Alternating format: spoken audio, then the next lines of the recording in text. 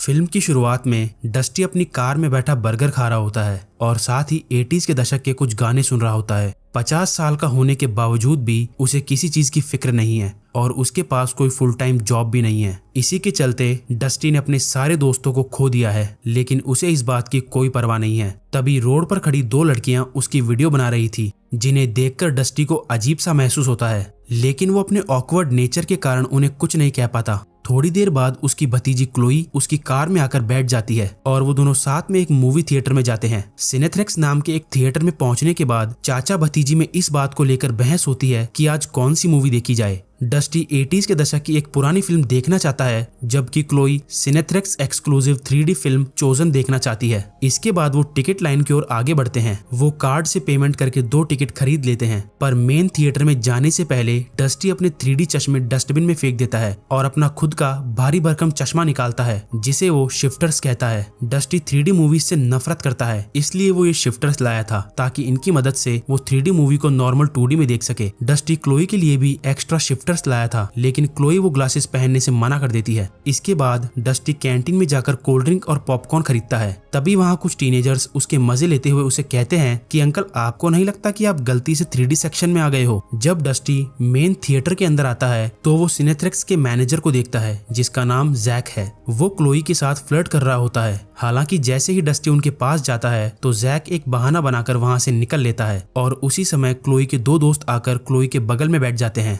अब dusty Chloe की सारी प्लानिंग समझ जाता है कि मेरे साथ मूवी देखने आना तो सिर्फ घर से बाहर निकलने का एक बहाना था। डस्टी क्लोई को अपने साथ बिठाने की कोशिश करता है, लेकिन क्लोई उसके साथ नहीं बैठना चाहती। ये सुनकर डस्टी उदास हो जाता है, लेकिन फिर भी वो क्लोई की सीट के ठीक पीछे बैठने का फैसला करता है। जल्द ही जैक स्टेज पर आकर अनाउंस करता है कि फिल्म शुरू होने वाली है। जैक फिल्म देखने से पहले कुछ नियम बताता है। कोई भी व्यक्ति फिल्म देखते समय अपने फोन का इस्तेमाल नहीं करेगा और सभी लोगों को अपना सिनेथ्रेक्स 3D चश्मा लगाकर ही मूवी देखनी है। थिएटर में बैठे सभी लोग मूवी की एक्साइटमेंट में चिल्लाना शुरू कर देते हैं। फिर फाइनली फिल्म चोजन शुरू हो जाती है। ये फिल्म एक लव स्टोरी पर आधारित होती है, जिसमें बिल्कुल घटिया किस्म की एक्टिंग की गई है, लेकिन फिर भी थिएटर में बैठे लोग इसके अल्ट्रा रियलिस्टिक 3D एक्शन के कारण फिल्म को एंजॉय कर रहे थे। हालांकि अंकल डस्टी, जिन्होंने अभी कोई चश्मा नहीं पहना हुआ है, वो इस मूवी से पूरी तरह से निराश है। थोड़ी देर बाद उसे अपने शिफ्टर्स चश्मे याद आते हैं और वो उन्हें पहनकर फिल्म देखने का फैसला करता है। हालांकि क्योंकि वो चश्मे 3D मूवी को 2D में दिखा रहे थे,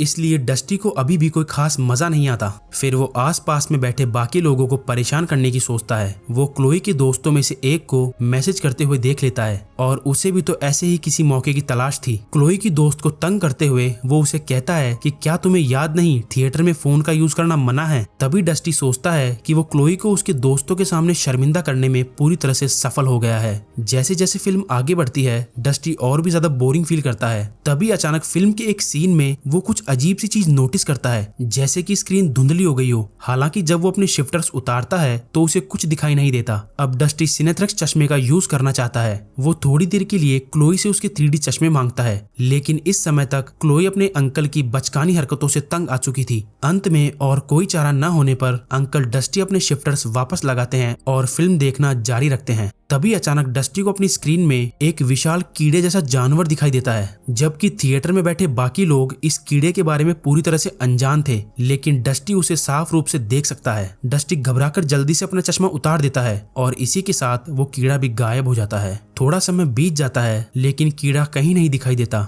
इसलिए डस्टी को डाउट होता है कि शायद ये उसके 2D शिफ्टर्स की वजह से हो रहा है। पर जैसे ही वो वापस अपने 2D शिफ्टर्स पहन लेता है तो इस बार वो विशाल कीड़ा उस पर हमला कर देता है। डस्टी डर जाता है और जोर जोर से चिल्लाने लगता है। वो क्लोई और उसके दोस्तों पर पॉपकॉर्न भी गिरा देता है। गुस्से में आकर थिएटर में बैठे लोग उसे गालियां देना शुरू कर देते हैं, लेकिन डस्टी को पूरा यकीन है कि थिएटर के अंदर कोई ना कोई अजनबी चीज मौजूद है। फिर इस हंगामे पर सिनेथ्रेक्स मैनेजर जैक की नजर पड़ती है। वो डस्टी के पास आता है और बाकी लोगों की खुशी के लिए उसे मेन थिएटर से बाहर ले जाता है। क्लोई चिंतित हो जाती है और फिर वो उनका पीछा करती है। थिएटर से बाहर आने के बाद डस्टी जैक को ये समझाने की कोशिश करता है कि स्क्रीन से कोई भयानक चीज निकली और उसने उस पर हमला कर दिया, लेकिन जैक उसे कहता है कि अंकल, आपके जमाने के लोग अल्ट्रा रियलिस्टिक 3D एक्शन को असलियत समझ बैठते हैं, वहाँ ऐसा कुछ भी नहीं है। अब ज्यादा बहस न करते हुए डस्टी अपने रिफंड की मांग करता है और घर वापस जाने का फैसला करता है। है, लेकिन क्लोई घर नहीं जाना चाहती क्योंकि वो पूरी फिल्म देखने का इरादा बना चुकी थी और वो डस्टी को वहीं छोड़कर वापस थिएटर में चली जाती है। डस्टी उसके पीछे जाने की कोशिश करता है, लेकिन जैक उसे ये कहते हुए रोक देता है कि अब आपको अंदर जाने की अनुमति नहीं है। लेकिन चूंकि वो मेन हॉल में इंतजार नहीं कर सकता था, इसलिए जैक उसे प्रोजेक्शन रूम में ले जाता है। वहाँ जैक और उसके एम्प्लॉयज बातें करते हैं कि कैसे सिनेथ्रेक्स अपने सुपर रियलिस्टिक सिनेमैटिक्स और विजुअल्स के कारण दुनिया पर कब्जा कर लेगा। अब 2D का जमाना चला गया है और अब उनकी जगह 3D ने ले ली है।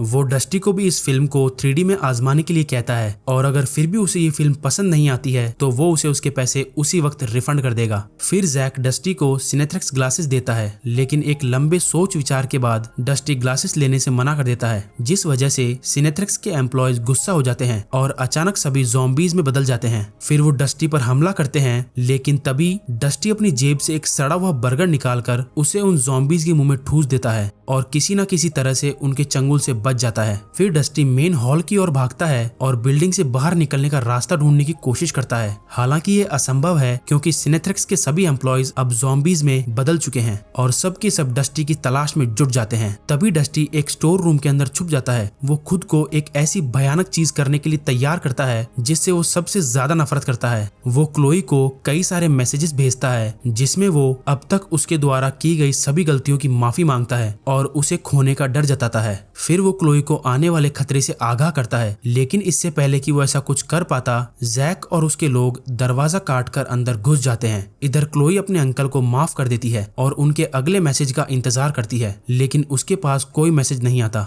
और जब वो डस्टी के शिफ्टर्स को नीचे जमीन पर पड़ा देखती है तो वो उन्हें उठाकर पहन लेती है और अब उसे भी वही विशाल जानवर दिखाई देता है जिसने अब पूरी स्क्रीन पर कब्जा कर रखा था। वो जानवर थिएटर में बैठे बाकी लोगों का खून चूसकर सभी को ज़ॉम्बीज बना देता है। यानी इसका मतलब अब एकमात्र क्लोई ही थी जो अनइन्फेक्टेड है। क्लोई घबरा जाती है और वो वहां से भागने की कोशिश करती है, पर सभी इन्फेक्टेड लोग उसका पीछा करने लगते हैं। क्लोई समझ जाती है कि अब उसका बचना नामुमकिन है, लेकिन तभी वो एक प्रॉप तलवार की मदद से ज़ॉम्बीज को मारने की कोशिश करती है और वो किसी न किसी तरह से प्रोजेक्शन रूम के अंदर आ जाती है। वहां वो अपने अंकल को एक कुर्सी से बंधे हुए देखती है। हालांकि इससे पहले कि वो डस्टी की मदद कर पाती, जैक और उसके एम्प्लॉयज उसे पकड़ लेते हैं। इसके बाद जैक इस सारी तबाही और प्लानिंग के पीछे के मास्टरमाइंड का खुलासा करता है। जैक कहता है कि ये एक एलियन है जो दूसरी किसी गैलेक्सी से आया है और वो यहाँ अपनी प्रजाति यानी स्पीशीज बढ़ाना चाहता है। फिर जैक बताता है कि इस इन्फेक्शन से संक्रमित होना उसके लिए अब तक का सबसे खूबसूरत पल था, क्योंकि अब उसे कोई दर्द या चिंता महसूस नहीं होती। ये बताकर जैक जबरदस्ती डस्टी को सिनेथ्रेक्स 3D चश्मे पहनाता है और उसे चूजन फिल्म देखने के लिए कहता है। और ये साफ था कि ग्लासेस पहनकर फिल्म देखने से डस्टी भी उन्हीं की प्रजाति का एक आदमी बन जाएगा। लेकिन तभी सही समय पर क्लोई एक कांच का टुकड़ा घुसाकर उस एलियन को पीछे की ओर धकेल देती है, जिससे जैक और उसके एम्प्लॉयज कुछ पल के लिए अपना सुध-बुध खो बैठते हैं। तब तक क्लोई अपने अंकल को उनके बंधन से मुक्त कर देती है, पर दुर्भाग्य से इससे पहले कि वो भाग पाते, जैक अपने मुंह से एक एलियन का जाल निकालता है जो क्लोई को पकड़ लेता है और उसे भी इन्फेक्ट करना चालू कर देता है। फिर क्लोई के चेहरे में भी नसें निकल जाती है। इसका मतलब अब वो ज़ॉम्बी बन चुकी है और इन्फेक्टेड है। लेकिन तभी डस्टी एक कुल्हाड़ी से 80s के हीरो की तरह जैक का सिर काट देता है, लेकिन इसका कोई मतलब नहीं था क्योंकि क्लोई तब तक पूरी तरह से इन्फेक्टेड हो चुकी थी। जल्द ही दोनों बिल्डिंग के मेन गेट के पास आ जाते हैं और जब डस्टी बिल्डिंग का मेन गेट खोलता है तो वो देखता है कि बाहर के शहर को एक विशाल एलियन ने बुरी तरह से तबाह कर दिया है। अब इसका मतलब ये है कि पूरी दुनिया को एलियंस ने अपने कब्जे में ले लिया है। वहीं क्लोई भी अब अपने असली रूप में आ जाती है। क्लोई डस्टी से इस बदलाव और फैक्ट को स्वीकार करने के लिए कहती है क्योंकि अब यहाँ से बाहर निकलने का कोई रास्ता नहीं है। डस्टी अपना मन बदल ले, इसीलिए वो सभी इन्फेक्टेड लोग एक गाना भी गाते हैं। अंत में ये महसूस करते हुए कि उसके पास अब और कोई चारा नहीं है, डस्टी हार मान लेता है और उनके साथ गाना गाना शुरू कर देता है। यहाँ से सीन शिफ्ट होता है और अब सभी लोग थिएटर के अंदर वापस आ जाते हैं जहाँ दोबारा वही फिल्म चलाई जाती है।